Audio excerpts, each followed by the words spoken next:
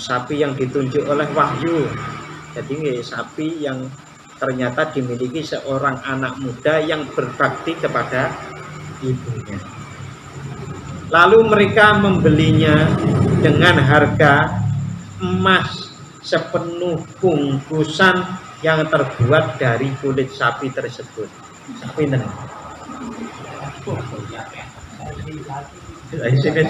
sapi ini. Nah, di sini kemudian dijelaskan fadzabahuha wa ma kadu yaf'alun.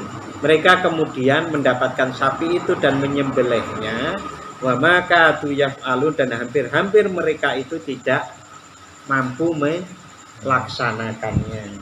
Mengapa? Di antaranya karena mahal itu tadi. Emas kulite sapi. Kulite sapi ini kan dagingnya ditok kecil. Kirang kintal itu. Biasanya kita kintal sak belunge. Mau daging itu biasanya 110-an rata-rata warung kurban itu. Ini sak belunge ini sak ton setengah.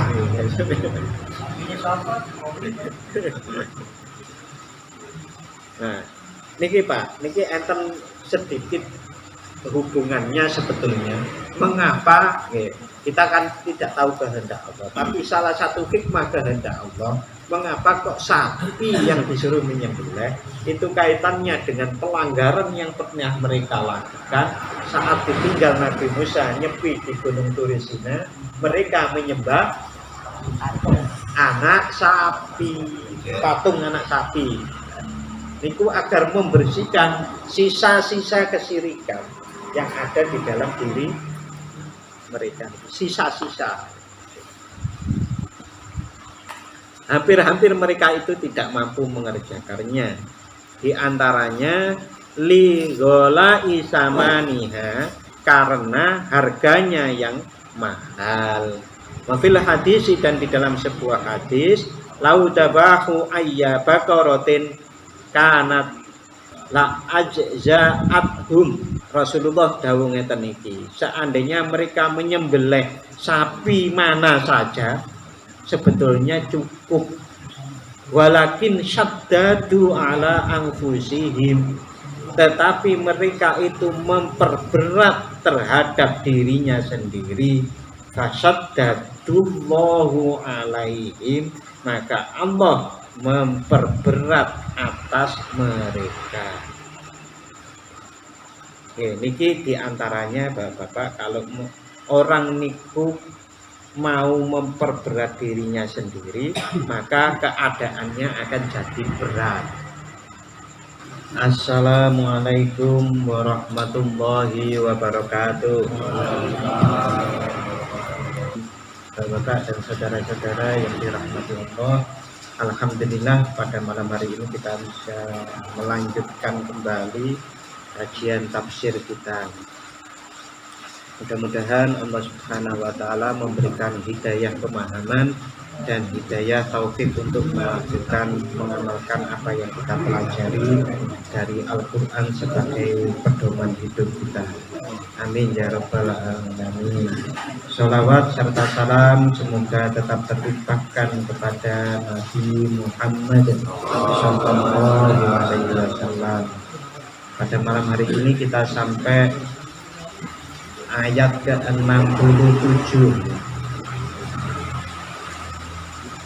Mudah-mudahan sampai 73 kita bisa selesaikan bahasa malam hari ini.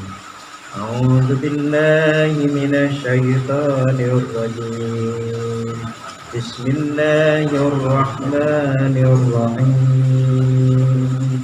Wa idza qala Musa liqaumihi inna Allaha ya'murukum an tadhbahu baqarah qalu atattakhiduna huzwa qala a'udzu billahi an akuna minal jahilin qalu ud'u lana rabbaka yubayyin lana ma hi qala innahu yaqulu innaha baqarah la faridun wa la bikr qala innahu yaqulu innaha baqaratun la faridun wa la bikr awanun bayna dhalik faf'alu ma tu'marun. Qalu ud'u lana rabbaka yubayyin lana ma launuha qala innahu yaqulu inna baqaratun safra innaha baqaratun safra faqi'un launuha tasurrun nazirin. Qalu ud'u lana rabbaka yubayyin lana ma hi innal baqarata shabaha 'alaina wa inna insya'allahu lamuhtadun. Qala innahu yaqulu innaha baqaratun la dhalulun tusirul ardh لا تزالون تسير الأرض ولا تسقي الحرث مسلمة لا شية فيها قالوا الآن جئت بالحق فذبحوها وما كانوا يفعلون.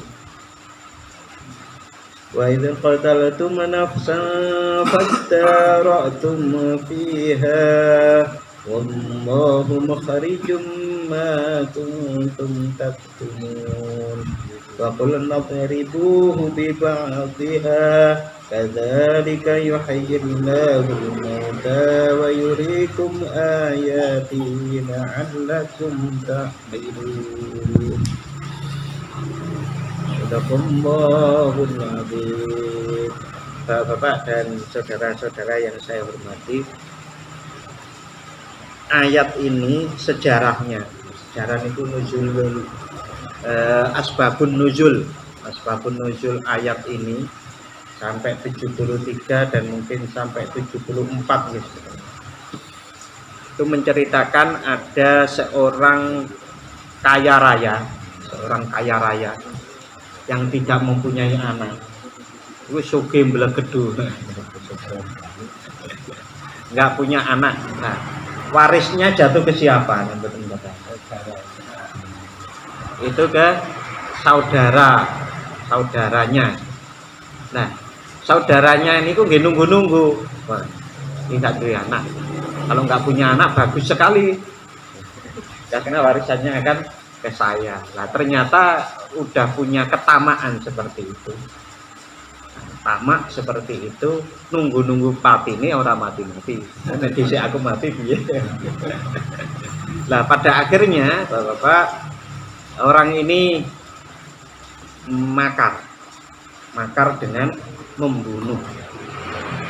membunuh saudaranya.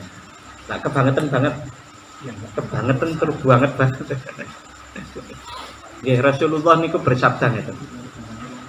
Yang maksudnya bahwa seseorang itu tidak boleh menghormati orang lain karena hartanya. Orang niku menghormati orang lain itu harus karena sesama manusia. Sama manusia itu saling menghormati. Orang itu kalau menghormati orang lain karena kekayaannya, berarti orientasi dia itu berarti kan pada dunia. Nah, begitu juga ini orang menghormati orang lain aja karena kekayaannya itu nggak boleh. Apalagi kalau membunuh orang lain karena ingin merebut kekayaannya, itu kan boleh. Akhirnya orang ini membunuh saudaranya itu meninggal. Nah, meninggal itu biar tidak ketahuan, mayatnya dibuang ke desa sebelah. Nah, pada saat itu ada ketentuan kalau ada orang meninggal di desa itu, maka yang bahkan menanggung dendanya, didenda oleh pemerintah, itu adalah orang desa. Nah, ceritanya desa yang dibuang mayat tempat membuang mayat itu adalah desa di mana kaum Bani Israel tinggal. Nah, akhirnya terjadi perselisihan. siapa yang membunuh kan? Lah kita nggak membunuh kita berani bersumpah tidak membunuh. Nah desa sebelahnya, paling desa sebelah, ya desa sebelah juga nggak membunuh. Nah, yang kemudian bersuara yang paling keras itu, ayo kita lapor Nabi Musa, itu yang membunuh. Ngerti? Jadi yang membunuh tadi itu paling depan, ayo kita lapor Nabi Musa kalau luar biasa. Maling teriak maling ya, kayak gitu. Nah, akhirnya setelah sesampainya di Nabi Musa, lah ayat ini kan tidak diceritakan sedetail itu nih, dan itu ada beberapa versi di beberapa tafsir itu intinya seperti itu. Nah, itu dari mana sumbernya para penafsir? Dari Rasulullah, ada hadis-hadisnya. Sehingga disebut hadis sebagai asbabun nuzul. Nah, setelah sampai Nabi Musa, kemudian mereka itu ini diungkapkan kembali oleh Allah kepada Nabi Muhammad untuk mengingatkan kaum Bani Israel di Madinah waktu itu. Wadhkur, dan ingatlah qala Musa liqaumihi, tatkala Musa berkata kepada kaumnya setelah ada pengaduan tadi, pengaduan terjadinya pembunuhan. Waqad qutila lahum qatilun la yudra qatiluhu. Sungguh telah terjadi pembunuhan di antara mereka. Qatilun, seorang yang terbunuh, la yudra qatiluhu, yang tidak diketahui pembunuhnya. Nah, sehingga tengkar tadi itu karena tidak diketahui pembunuhnya. Wasa'alu ayat uwallaha ayyubayyinahu lahum. Nah, mereka menghadap Nabi Musa dan meminta agar Nabi Musa memohon kepada Allah agar memperjelas permasalahan ini bagi mereka. Fada'ahu, kemudian Nabi Musa berdoa kepada Allah. Setelah Nabi Musa berdoa kepada Allah, turunlah wahyu kepada Nabi Musa yang bunyinya innallaha ya'murukum an tadbahu baqarah. Sesungguhnya Allah menyuruh kalian, memerintah kepada kalian untuk menyembelih sapi betina. Akhirnya menjadi nama surat ini, Baqarah, Al-Baqarah. Nah, nek jenengan Bapak-bapak kita semua diperintah sekali. Yang merintah itu adalah orang yang sangat kita hormati. Nopo berani tanya-tanya. Contoh Sri Sultan, intinya orang yang jenengan hormati ya, bukan Sri Sultan saja yang jenengan sangat hormat gitu, sangat segan kan. Pak, bijan ke nuwun sewu jenengan tindak ke Batul. Itu kalau orang itu orang itu sangat segan itu kan, boten sesuk Pak, kan boten ngoten. Nggih, biasanya nggih. Apa mana model santri kayak Cak Lukman. Perintah kiai ini langsung pecat. Ya karena ada keseganan, ada kepercayaan, rasa percaya yang sangat tinggi pada seseorang, itu akan menyebabkan seseorang pokoknya iya. Dan sebetulnya kalau dari Allah ke kita itu harus begitu. Maksudnya apa?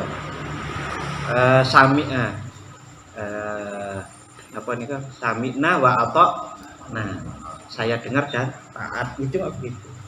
Nah, ini sudah minta kepada Nabi Musa untuk dimohonkan kepada Allah. Begitu Allah memberikan perintah, oke, sembelihlah sapi betina.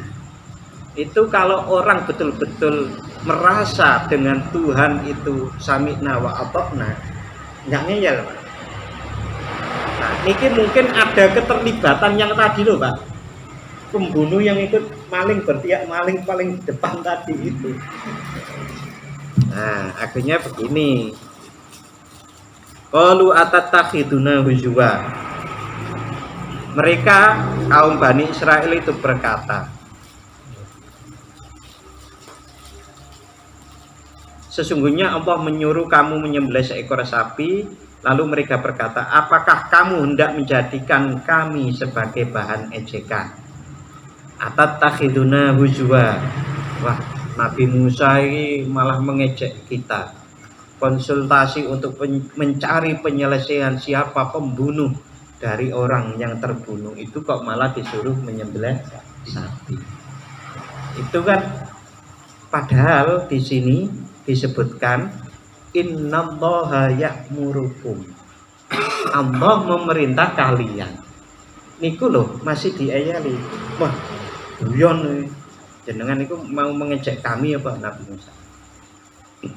Satu, yang pertama, mereka itu seakan-akan menyimpan ketidakpercayaan kepada Nabi Musa. Gitu? Kan Nabi Musa sudah berkata, perintahnya Allah. Malah dijawab, guyon apa jenengan ini? Mau mengejek kami. Itu kan nalar kalau dia mengerti, bahkan mereka itu sudah mengerti kalau Nabi Musa itu nabi. Kok begitu? Ceritanya kemarin kan banyak sekali toh, Pak. Mulai tongkat yang dipukulkan ke laut terbelah dan seterusnya itu. Itu kan harusnya sudah membuat mereka percaya dengan Nabi Musa. Kok ini masih jawab begitu? Coba berarti nggak boleh tanya-tanya. Jenengan harus empan papan. Empan papan itu mendudukkan pertanyaan. Kalau mau tanya itu ya tanya pada yang tepat. Umpamanya kita diskusi, ya kita diskusi. Tetapi kalau jenengan umpamanya, nuwun sewu sama ibu, sama ibu saja itu kan di dalam Al-Quran berkata saja kan itu tidak boleh gitu. Nah, itu harus kita menempatkan diri seperti itu. Apalagi dengan Nabi. Nah, apalagi dengan Al-Quran. Kok ngene sih Al-Quran itu? Kok ngene itu umpanya begini itu kok begini ya? Pasnya bagaimana? Itu dalam pengertian untuk mendalami nggak apa-apa. Wah, keliru ya Al-Quran lagi. Itu yang nggak boleh. Karena Al-Quran itu pun bagaimanapun itu adalah firman Allah. Ya, niki penjelasannya mahzu'an bina haitsu tujibuna bimisli dzalik. Artinya Nabi Musa, suruhan engkau itu akan menyebabkan kami menjadi sasaran olok-olok dan tertawaan orang. Mereka itu takut kalau melaksanakan perintah Nabi Musa itu menjadi bahan olok-olokan. Nuwun sewu nek jenengan kita semua itu sholat. Sholat itu kalau di tempat yang tidak tepat itu kan kadang-kadang malah dinyek karo kancane nggih. Nek pas nom-noman kan lho umpamane pas SMA lagi geng-gengan sik aku tak sholat sholat di subuhi apa tapi miring kenapa wae enggak aku enggak minum lanang ceritane ngoten kula mboten pernah. Saya itu orang yang tidak sering dolan, senengnya di rumah dulu itu, jadi enggak punya pengalaman begitu. Hanya saja cerita-ceritanya seperti itu. Kita kalau enggak ikut minum jari orang lanang, tersinggung no, lanang kok ikut minum. Nah, itu kan seperti padahal orang yang meminta kita untuk minum itu pun sesungguhnya tahu kalau minuman itu haram. Nah, itu kan seperti mengolok-olok itu. Mereka itu takut kalau diolok-olok. Qala a'udzu amtani billahi an akuna minal jahilin al mustahziina.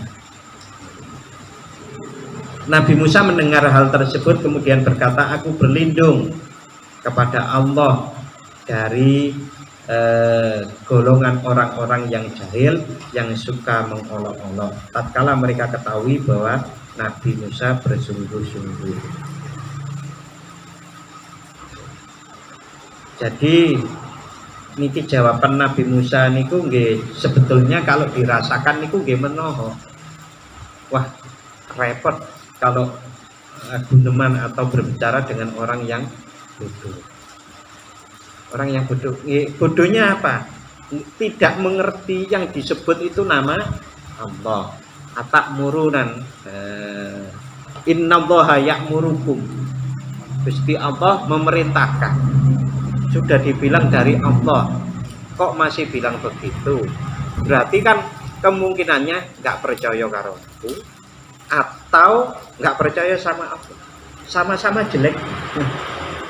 Kan begitu Nabi Musa. Nah, maka Nabi Musa berlindung kepada Allah dari orang-orang yang jahil. Orang-orang yang jahil itu orang yang bodoh. Orang yang bodoh itu tidak bisa menempatkan dirinya yang seperti itu. Firman Allah yang begitu masih dijawab seperti itu. Falamma alimu annahu azima, tatkala mereka mengetahui bahwa Nabi Musa bersungguh-sungguh, wah, tenan ini berarti Nabi Musa.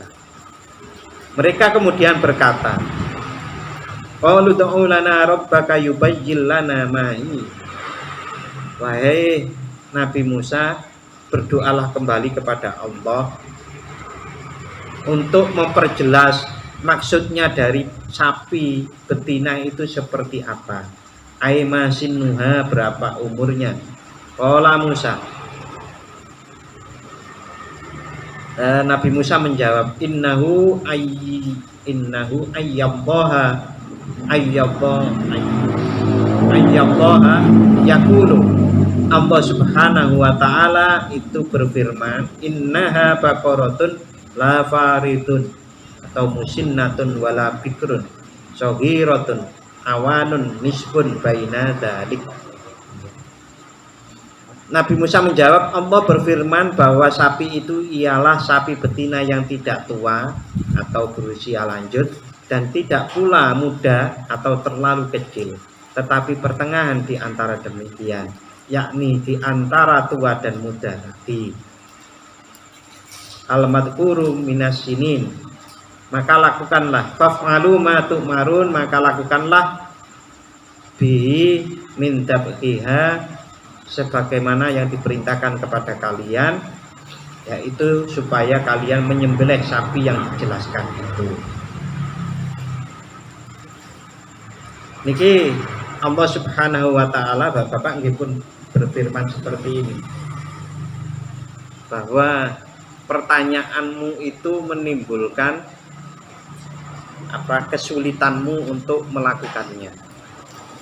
Nggih, karena Allah itu maha mengetahui dengan apa yang ada di dalam benak mereka itu.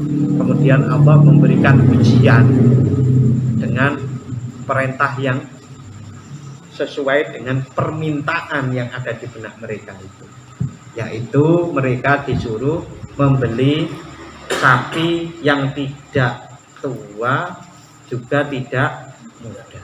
Niku mawon sudah sulit tau. Nah, sebetulnya Rasulullah SAW niku pun dawuh, kalau seandainya Bani Israel pada saat itu diperintah menyembelih sapi dan menyembelih sapi apa saja, itu selesai. Itu di hadisnya seperti itu. Tapi karena kebanyakan tanya, yang itu sebetulnya didorong oleh karena tadi itu ketidakpercayaan terhadap Nabi Musa. Nabi Musa ini nabi tenan por. Niku mengapa toh Pak? Nabi Musa niku nuwun sewu nggih. Nabi Musa itu adalah seorang yang bicaranya pun niku mboten cetok. Ibaratnya, nah wong ini kok diangkat jadi nabi, aku wae karepe kan ngomong.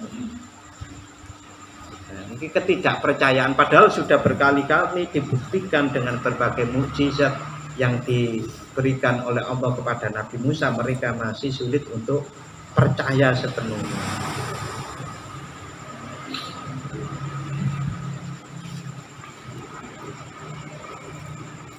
Faf'alu ma tu'marun.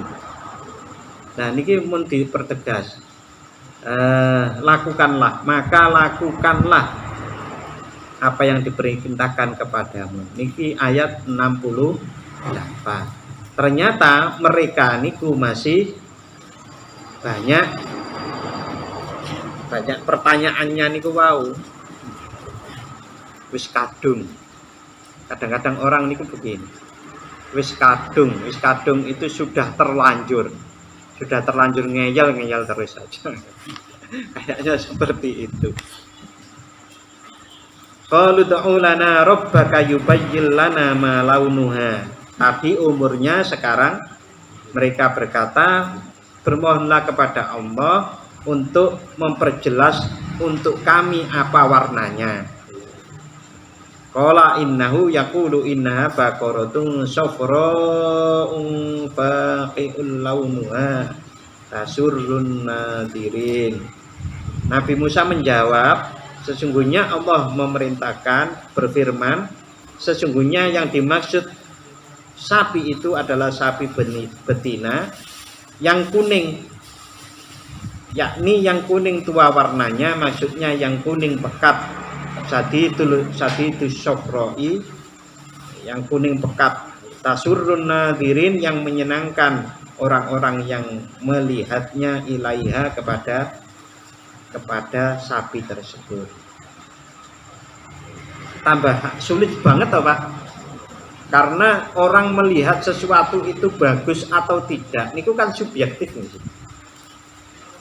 Walaupun ada kriteria kesepakatan bersama sesuatu itu bagus, tapi ada saja orang itu yang sesuatu yang disepakati bagus itu dibilang tidak bagus. Bihusniha ayatu tu'ajibuhum. Maksudnya yang kalau dilihat itu menyenangkan. Tambah sulit. Qalu ta'u lana rabbaka yubayyin lana ma hi. Nah, ini masih tanya lagi mereka nih. Mereka berkata kepada Nabi Musa, wahai Nabi Musa, mohonkanlah untuk kami kepada Allah yubayyin lana ma hi, untuk memperjelas maksud dari sapi tersebut. Asa imatun am'amilatun, apakah sapi tersebut adalah sapi yang tidak pernah dipakai untuk nggaru mergawe, am'amilatun atau mergawe. Innal baqara ay jinsahu al-man'utu bima dzukir, yaitu jenis sapi yang disifati dengan sifat-sifat tersebut. Tasyabaha alaihina, itu masih samar bagi kami. Likasrotihi falam tahadad ilal maksud, karena banyaknya ciri-ciri yang disebutkan sehingga kami tidak merasa mendapatkan kejelasan apa sapi yang bagaimana yang dimaksud. Wa inna insya'allahu lamuhtadun, sesungguhnya kami insya Allah adalah orang-orang yang akan mendapatkan petunjuk tentang sapi tersebut. Nah, ini enten penjelasan yang sangat penting di sini Bapak-bapak. Wa fil hadis, dan di sebuah hadis, laulam yastasnu lama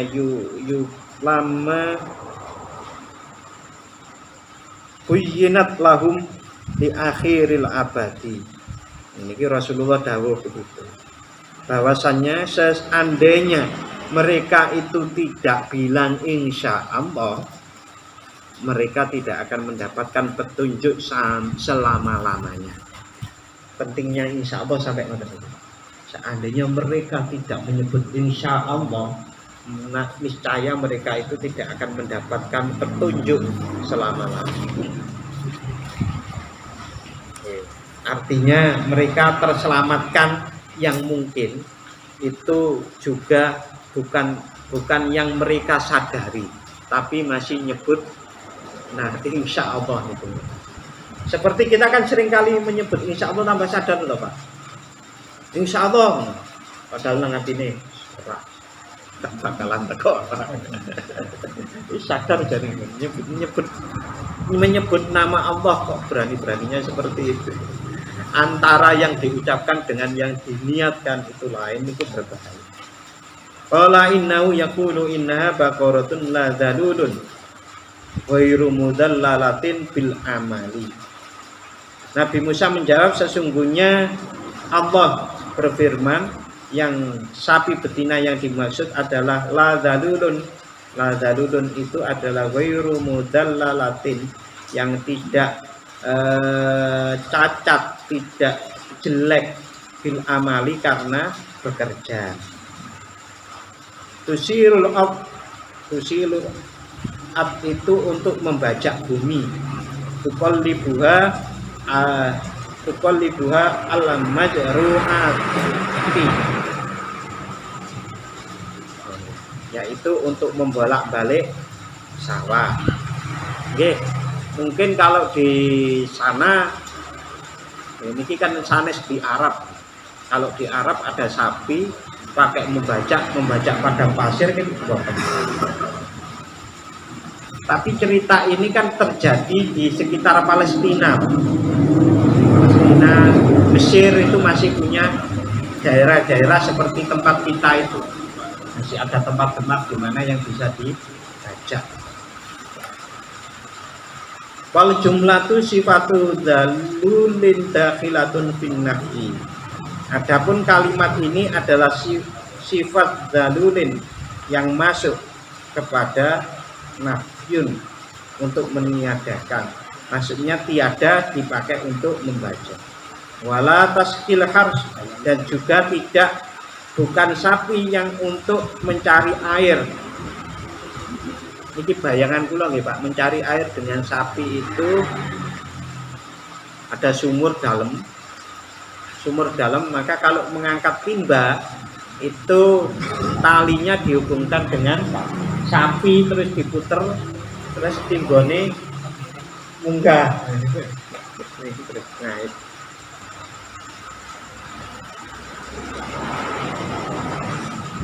kayak kerekan gitu. Bahasa Jawa Timur itu ngerek air. Sekarang kan mboten enten ta. Sanyo yang bekerja. Biasanya sekarang itu ngerek mau ningkat dua niku lolo Jawa Timur itu. Semen kali pasir niku napa namine? Labur. Kalau daerah tempat saya niku luluh. Musallamatun minal uyubi wa asaril amali, yang selamat dari cacat dan bekas dari bekerja. La syata launa fiha ghaira launiha.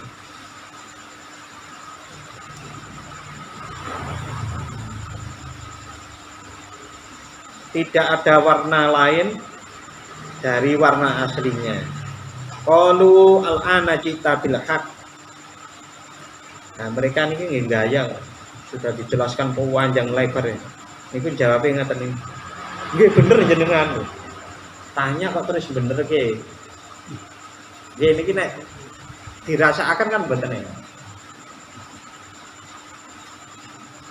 Ini sebetulnya Al-Qur'an itu mirip, menurut saya agak mirip dengan bahasa Jawa yang kalau dirasa-rasakan itu apa enten rasa enak dan tidak enaknya.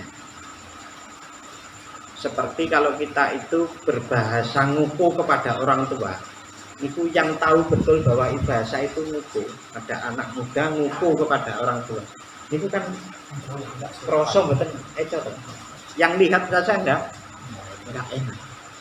Nah apalagi ini setelah tanya panjang lebar, oh bener jenengan Nabi Musa. Iya toh, kan mestine kan napa jawaban? Nggih, kan ngoten. Nggih. Ngerek. Kami akan lakukan. Nggih, saya akan lakukan. Kan begitu. Kok malah membenarkan. Berarti ini mau nguji apa piye?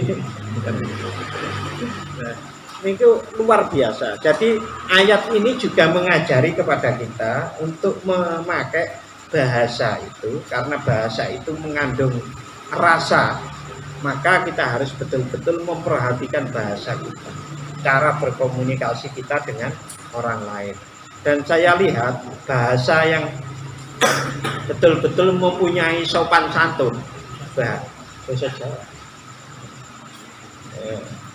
Kalau bahasa Inggris itu kamu itu baik anak kecil, anak remaja, wong tua, wong tua mana ya? Ya you. Bahasa Arab juga ya, ente, ente gitu. Nah, tapi saya bilang begitu ya, belajar bahasa Jawa nggak bisa. Sulit saya belajar bahasa Jawa. Tapi kalau dengar orang bicara bahasa Jawa, saya paham. Di antaranya dulu karena saya itu mengetahui bahwa ada orang yang salah menggunakan bahasa. Salah menggunakan bahasa Jawa, mereka mengkeromokan dirinya, mengukuhkan orang lain. Kan sering gitu. Maka agar hati-hati, saya sekalian bahasa Indonesia saja. Begitu, aman nih, tidak muncul salah paham. Nah, setelah niat seperti itu, malah belajar sekalian nggak belajar, ya sudah ini aja. Nah, tokata bil bayanit tami fatolabuha fawajaduha indal fata al-bari bi ummihi fashtaruha bimil'i miskiha dahaban. Maksudnya, penjelasan selanjutnya, maksudnya hal ini memberikan penjelasan yang cukup jelas tentang yang sapi yang dimaksud. Mereka mencari sapi tersebut dan kebetulan ditemukan pada seorang anak muda yang berbakti kepada ibunya. Sapi yang ditunjuk oleh wahyu. Jadi sapi yang ternyata dimiliki seorang anak muda yang berbakti kepada ibunya. Lalu mereka membelinya dengan harga emas sepenuh bungkusan yang terbuat dari kulit sapi tersebut. Sapi ini. Di sini sapi ini Nah, di sini kemudian dijelaskan. Fadzabahuha wa ma kadu yaf'alun. Mereka kemudian mendapatkan sapi itu dan menyembelihnya. Wa ma kadu yaf'alun, dan hampir-hampir mereka itu tidak mampu melaksanakannya. Mengapa? Di antaranya karena mahal itu tadi. Masak kulitnya sapi. Kulitnya sapi ini kan dagingnya ditok-ditok. Kirang kintal itu. Biasanya pinten kintal sak belunge. Wong daging itu biasanya 110-an rata-rata warung kurban itu. Niku sak belunge niku sak ton setengah.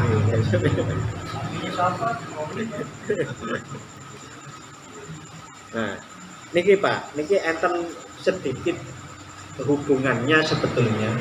Mengapa?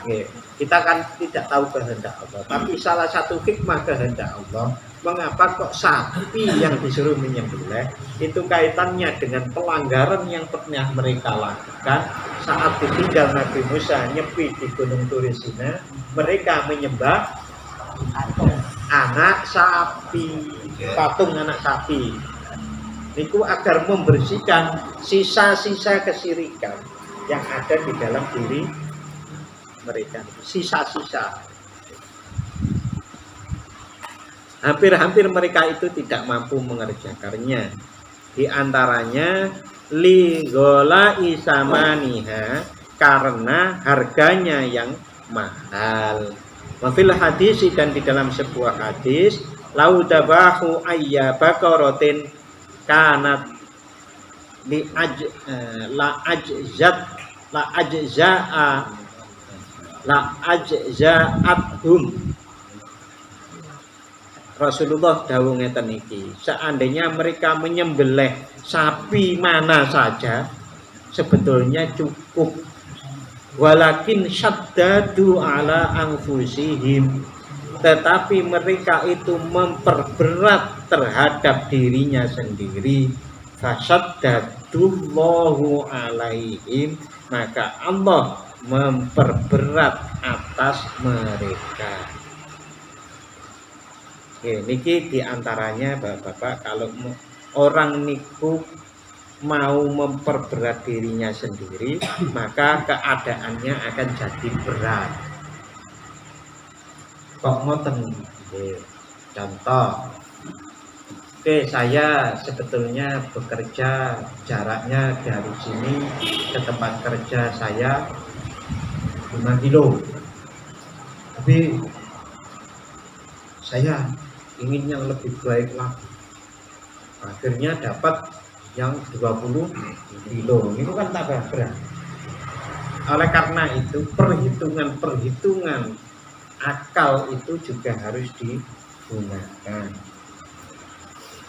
Seperti ini Pak, sebetulnya akal itu kan saged blosoke, saged memudahkan. Akal itu bisa memudahkan kita, tapi bisa mempersulit diri kita.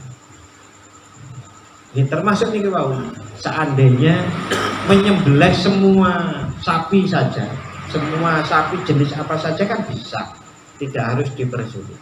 Tapi sesungguhnya saat mereka membuat diri mereka sulit itu sebabnya juga akal, kebablasan dengan akalnya. Dan sesungguhnya sekarang ini menurut saya, nuwun sewu, mudah-mudahan orang Israel nggak ada yang lihat, nggak ada yang dengar. Sesungguhnya Israel sekarang itu pun karena mempersulit diri mereka. Sulit Pak Israel itu sebetulnya. Sebuah negara yang rela untuk dibenci banyak negara loh. Coba jenengan bayangkan. Ya sebetulnya kan manut saja. Dah, sekarang Israel sebagian di sini dan Palestina di sini dan kita tidak saling mengganggu, kan beres. Tapi mengapa? Karena mereka bilang orang Israel itu ini tanah warisan kita. Loh, aku aja bisa ngomong ngono kok. Palestina ya tanah warisanku, tukang ban Nabi Adam itu. Sak dunya ngene Nabi Adam itu. Itu mereka mempersulit diri mereka, dan mereka mempersulit itu lalu diciptakan berbagai macam sistem. Yang sistem itu mereka berpikir akan membuat tipu daya kepada banyak orang, berbagai macam. Nah, itu mereka menjadi sulit hidup mereka. Memang Pak, orang Palestina kalau mau keluar negeri itu repot. Di antaranya kerepotannya adalah mereka itu kalau keluar negeri dari Palestina nggak bisa seperti orang Indonesia mau. Saya mau ke Singapura, saya mau ke Australia, saya mau ke Mekah. Kan dari Jakarta langsung ke Riyadh, gitu. Kalau di sana harus keluar dulu dari Palestina ke Mesir, baru terbang ke tempat negara lain. Nggak ada dari Palestina langsung, ya karena dijajah. Termasuk beratnya jadi orang Palestina.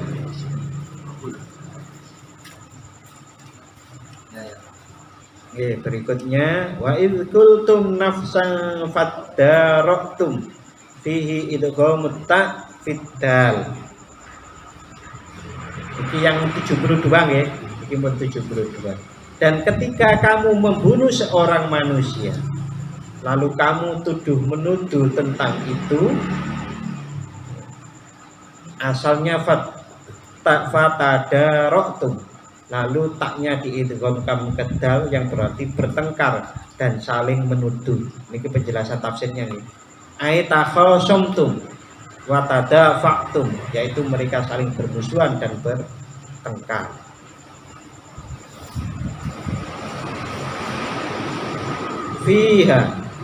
Fiha wallahu mukhrijum ma kuntum taktumun.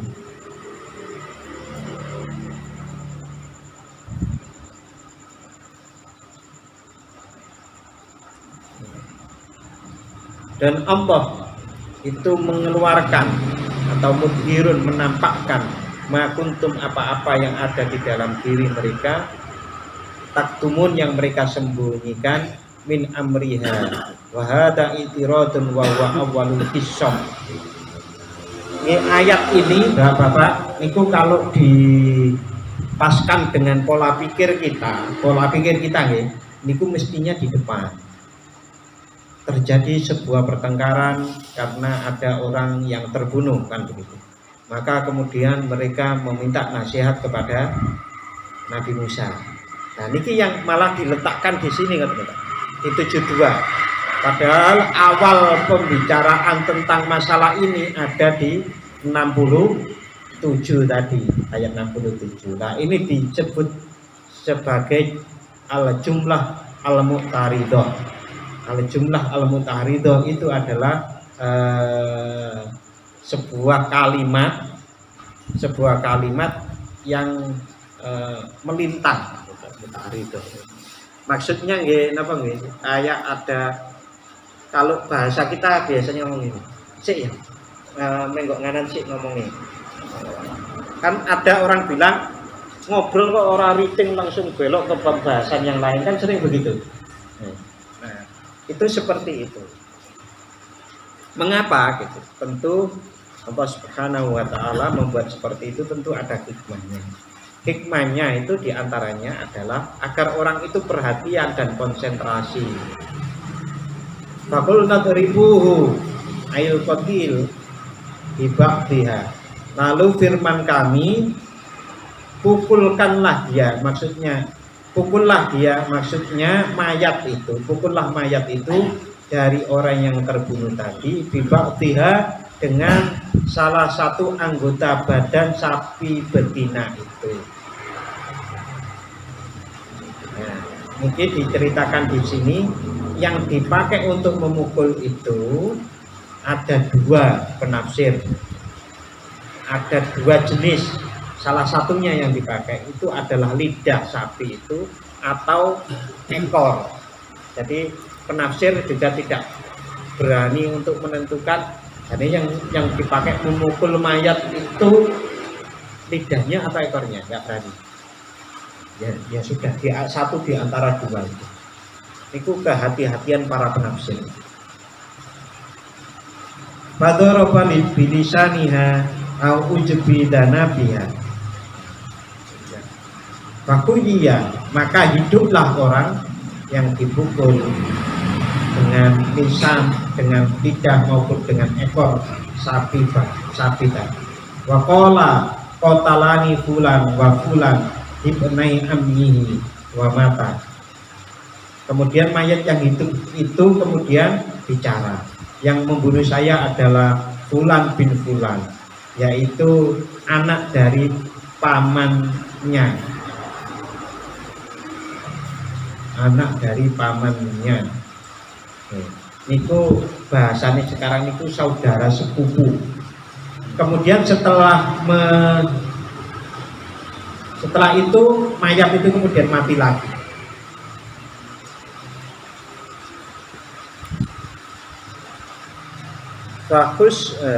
Fakurrima al-mirasu, maka mereka berdua, yang membunuh niku dua orang, yang membunuh dua orang. Fakurrima al-mirasa, kemudian mereka berdua itu terhalang menjadi pewaris. Wakutila, dan kemudian mereka dihukum mati. Qala ta'ala kadzalik al-ihya'u yuhyillahul mauta wa yurikum ayatihi. Seperti demikianlah, seperti proses bagaimana mayat itu tadi dihidupkan dan kemudian mati kembali.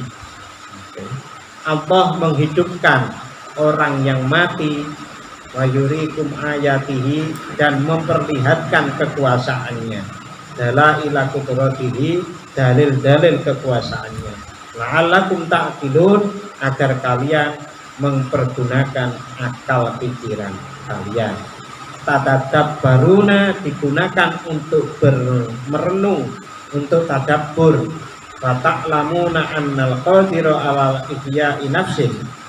Maka dengan memahami kisah betapa Allah membuat hidup seorang yang sudah mati dengan dipukul dengan lisan maupun pokok ekornya itu tadi, maka kalau Allah mampu berbuat seperti itu, maka Allah juga mampu, maha kuasa untuk menghidupkan orang-orang lainnya yang mati untuk hidup kembali.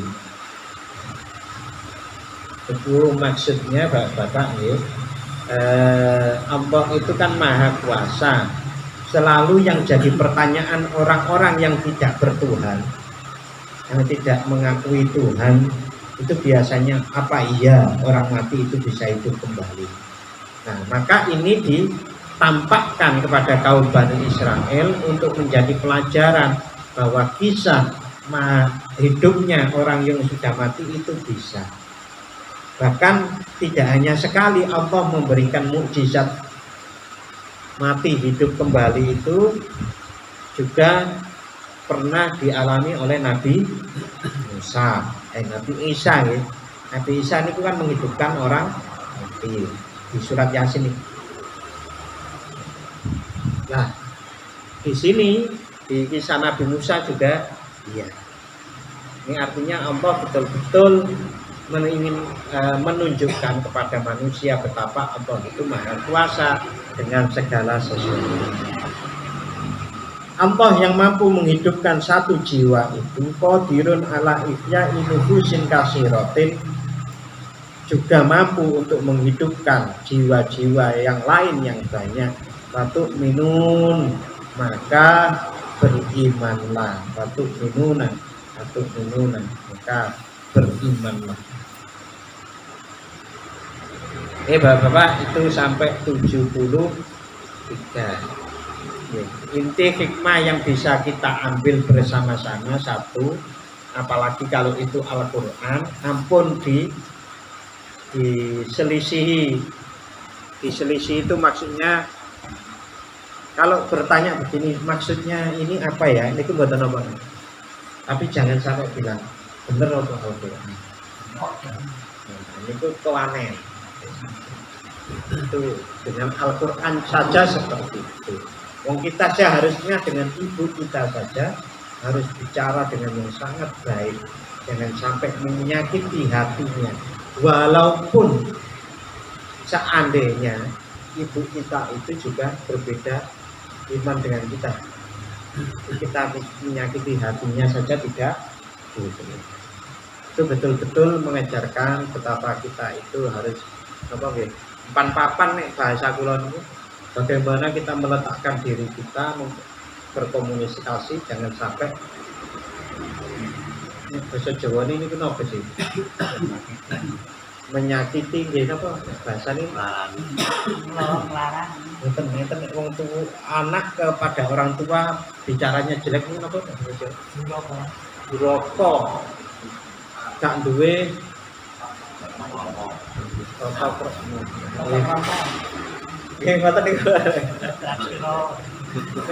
napa nek bahasa Jawa Timur orang duwe tuh duga niku duga kira niku napa papan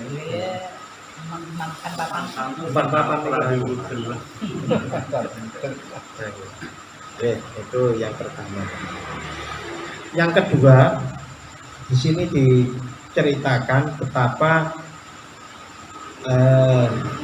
Allah dengan proses menghidupkan orang mati di kisah ini itu adalah ingin menunjukkan, ingin memberikan bukti betapa Allah itu maha kuasa atas segala sesuatu. Itu atas segala sesuatu loh Pak, Allah maha kuasa. Berarti kalau ingin dilarikan kepada kehidupan kita sehari-hari, kita kalau nyuwun kepada Allah niku sebetulnya nyuwun napa mawon niku kantun. masalah kecil sampai masalah sak gunung itu bisa, karena Allah sudah maha bisa. Tetapi kita lah mosok mau mencari kelereng bilang kok minta tolong Pak Bupati ini ya Pak. Oke, teman-teman, mudah-mudahan bermanfaat bagi kita semuanya. Alhamdulillah, bismillahirrahmanirrahim. Allahumma sholli wa sallim ala sayyidina Muhammad wa ala ali sayyidina Muhammad. Walhamdulillahi rabbil alamin. Allahumma ighfir lana dhunubana wa liwalidayna warhamhum kama rabbayana shaghira. Allahumma anzilna munzalan mubaraka wa anta khairul munzilin. Allahumma adkhilna mudkhala sidqin wa akhrijna makhraja sidqin waj'alna min ladunka sultanan nasira. Allahumma afrij 'alaina sabran wa sabbit aqdamana fansurna 'alal qawmil kafirin. Rabbana hab lana min azwajina wa dhurriyyatina qurrata a'yun waj'alna lil muttaqina imama. Allahumma ja'alna wa ahlana wa talamidana min ahli al-ilmi wal khair wa la taj'alna wa iyyahum min ahli jahli wal khair waj'alna wa iyyahum min alladhina qalu rabbuna Allah thumma istaqamu tatanazzalu alaihim al-malaika alla takhafu wa la tahzanu wa abshiru bil jannati allati kuntum tu'adun. Allahumma inna ala dzikrika wa syukrika wa husni ibadatik. Allahumma inna nas'aluka bi husnil khatimah wa na'udzu bika min su'il khatimah. Rabbana atina fid dunya hasanah wa fil akhirati hasanah wa qina adzabannar. Subhana rabbika rabbil izzati amma yasifun wa salamun alal mursalin walhamdulillahi rabbil alamin. Assalamualaikum warahmatullahi wabarakatuh.